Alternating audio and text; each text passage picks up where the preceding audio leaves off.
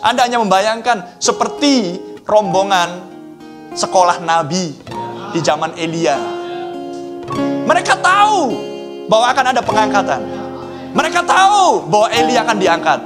Tapi mereka jauh dari lokasi pengangkatan. Amen. Mereka hanya mendengar, bahkan mereka tidak melihat ketika kereta kuda dari surga menjemput Elia. Mereka tidak melihat apa-apa. Karena mereka jauh dari lokasi. Paham yang saya maksud kan? Itu di zaman Elia. Tapi saya mau kasih tahu, di zaman ini bukan soal lokasi. Dimanapun lokasi Anda, akan ada pengangkatan bagi mempelai wanita. Akan ada kebangkitan yang pertama. Karena lokasimu yang jelas, Anda harus di dalam Kristus sekarang. Haleluya. Maka di luar Kristus, tak akan ada yang bisa melihat kebangkitan yang pertama. Amen. Tapi lihat Elisa. Elisa terus mengikuti Elia. Dari Gilgal ke Yeriko. Dari Yeriko ke Betel. Dari Betel kemudian menyeberang sungai Yordan. Elisa terus mengikuti pesan demi pesan.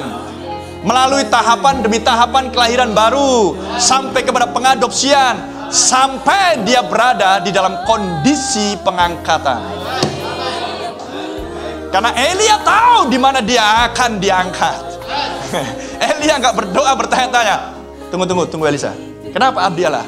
Aku mikir dulu. Pas nggak koordinatnya ini? Oh tidak, brother. Dan Anda tahu, Elia tidak pernah memegang Alkitab. Jadi dari mana panduan dia datang? Oh, brother and sister, terpujilah nama Tuhan.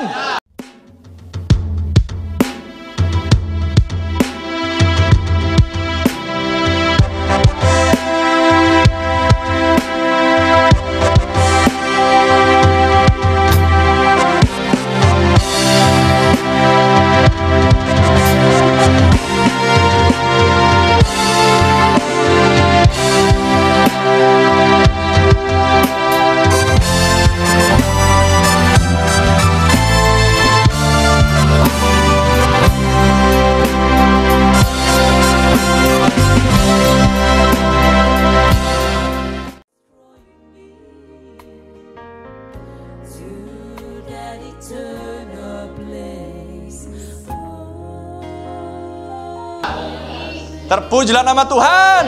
Sehingga Anda tahu bahwa Alkitab adalah firman. Alkitab bukan scroll gulungan. Alkitab bukan printing.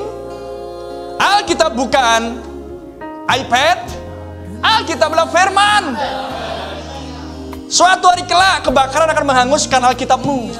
Suatu hari kelak bateraimu akan habis dan soak. Anda kehilangan semua data. Suatu hari kelak internet akan hancur dan Anda kehilangan data di awan-awan sana. Tapi kemanapun Anda berada, jika Anda seorang dilahirkan kembali, Alkitab akan terus mengikuti Anda. Amen. Haleluya. Dan karena Anda tahu dan sudah diberitahu dan sudah diajar bahwa ada 3 Alkitab, yaitulah bintang, piramida, dan yang tertulis, maka Anda berjalan mengikuti ketiganya di dalam irama dan keharmonisan, mengikuti irama surgawi. Dan itulah yang dilakukan oleh Elia. Dia mengikuti irama surgawi dengan rileks, dia berjalan tanpa ada kebingungan. Ada amin? Dia berada dalam hadirat Tuhan. Dia berjalan firman demi firman, nas demi nas. Terpuji nama Tuhan. Brother, dia nggak mengutip nas apapun, tentu saja. Tapi yang keluar dari mulutnya adalah nas firman Tuhan. Itulah sebabnya dituliskan di dalam kitab Raja-Raja. Di sana kan? Yes sir. Haleluya. Dia berjalan mengikuti akan tuntunan tangan yang tak terlihat. Dia melihat malaikat. Dan karena Elisa mengikuti Elia, maka jika kamu menerima nabi, kamu akan beroleh upah nabi. Makanya jangan heran setelah Elisa mendoakan Gehazi. Tuhan cilikkan matanya. Maka Gehazi melihat kumpulan malaikat mengelilingi mereka. Karena Elisa menerima Nabi Elia, maka ubah Nabi turun kepada Elisa, sehingga Elisa tahu bahwa malaikat yang sama untuk Elia juga ada pada dirinya. Amen. Jadi ikutin terus Eliamu. Amin. Kalau Elia katakan belok, belok. Jangan bertanya kenapa belok Elia. Nggak usah bertanya. Karena Elisa tak pernah bertanya. Dia ikutin saja kemana Elia bergerak. Karena Elia tahu di mana lokasi pengangkatan. Tapi dulunya itu hanyalah pralambang. Amin. Bukankah misteri kedatangan Tuhan ada di dalam 3 rangkap misteri? Seruan suara sangkakala.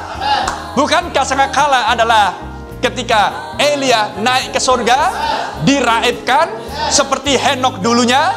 Bukankah sangkakala terakhir akan membawa kita pindah dimensi?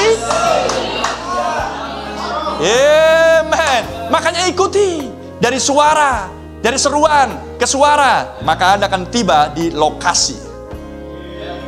Amin. Tempat yang dipilih Tuhan untuk menyembah. Dan aku meletakkan namaku di situ. Amen. Terpuji nama Tuhan. Dan Elisa terus mengikuti sampai menyeberang sungai Yordan. Dia mati atas seluruh dosa-dosanya, karena Yordan bermuara di laut mati. Anda paham? Dan kemudian dia berada di lokasi yang telah ditentukan Tuhan. Jam, waktu, menit, dan hari, dan tahun, dan bulan. Haleluya. Apakah Tuhan baru saja menentukan lokasi tersebut? Sebelum dasar dunia ada.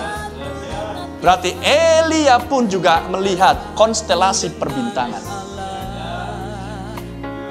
Amin. Berarti Elia pun melihat konstelasi perbintangan. Karena dia tidak punya Alkitab sebagai pemandunya.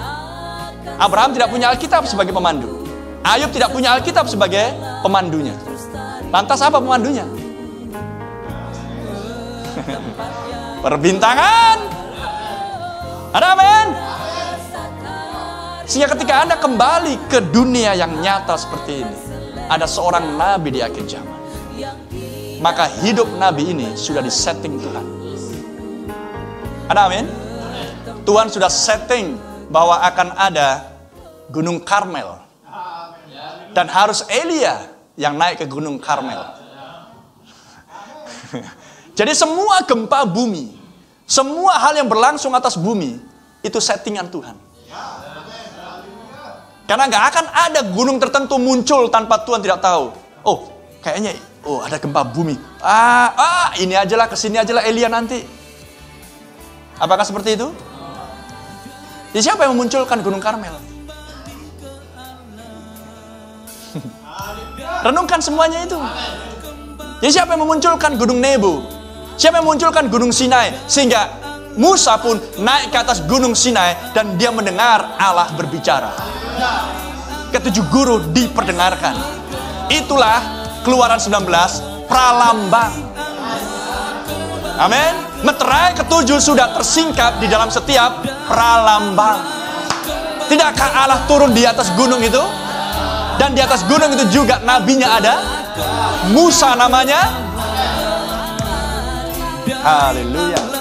Terpuji nama Tuhan.